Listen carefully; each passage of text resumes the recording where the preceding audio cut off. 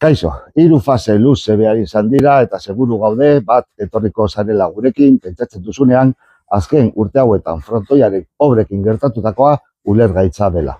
Are eta gehiago esaten badizugu eguzki panel hauek ez direla bateragarriak barruko galdararekin eta ondorioz frontoia irekitzen denean ezin dela barrukaldea berotu.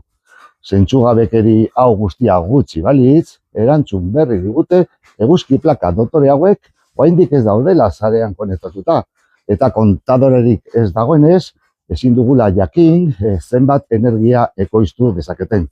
Burugabekeri honen ardura dutenei, hau da urte hauetan udal gobernuan egon diren eta egun dauden berberei azalpenak exigitu dizkiegu erantzukizuna onar dezaten eta bai klimatizazio arazoari eta bai energia ekoizpenaren kudeaketari behin betiko soluzioa eman diezaiatela behingoz.